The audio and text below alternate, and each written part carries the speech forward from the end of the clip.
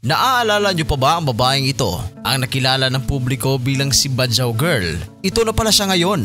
Panoorin ang video hanggang sa huli at sabay nating kamustahin si Rita Gaviola o Badyaw Girl. Si Rita Gaviola o mas kilalang si Badyaw Girl ay ipinanganak noong May 13, 2003 sa Lucena, Quezon. Siya ay nagmula sa pamilyang Badyaw. Sa ngayon, siya ay 22 years old. 5 silang magkakapatid. Ang ama niya ay isang basurero. At talagang literal sobrang hirap ng buhay nila noon. Araw-araw nang lilimos si Rita para makatulong sa bahay dahil mahina ang kita ng pamilya. Hindi nakapasok agad sa paaralan ang ilan sa kanyang mga kapatid.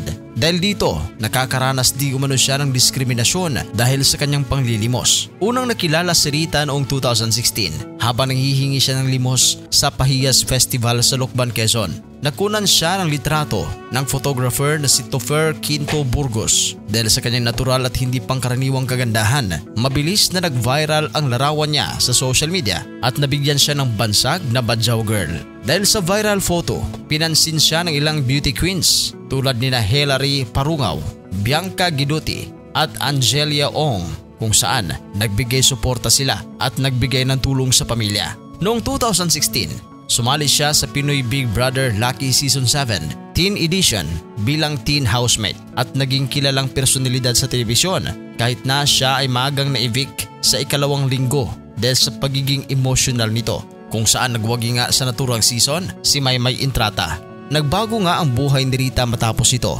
Nagmodeling siya at naging bahagi ng ilang projects sa TV series. Lumalabas din siya sa noontime variety show ng Eat Showtime. Sumali siya sa segment na Sexy Babe noong February 2022 at nanalo bilang daily winner upang itaguyod ang kakayahan ng mga indigenous tulad niya bilang inspirasyon ng madla. Noong September 2021, ipinaalam niyang nais niyang sumabak sa Miss Universe Philippines sa hinaharap. Matatandaan na noong August 2022, inanunsyo niya na siya ay isa ng ganap na ina mula sa kanyang non-showbiz boyfriend. Isinilang niya ang kanyang anak sa edad na 19 anyos. Noong May 2023, nagtapos siya ng senior high school. Makikita naman sa graduation photos ang kanyang partner at ang kanyang anak. October 2023, nagpropose ang kanyang non-showbiz boyfriend na si Jeric Ong. Nabash din siya nung huling bahagi ng 2023 dahil nga sa kanyang pagbebenta online. Pinasok ni Rita ang online selling. Dito nga ay binash siya ng netizens at sinabing mamalimos lamang ulit ito.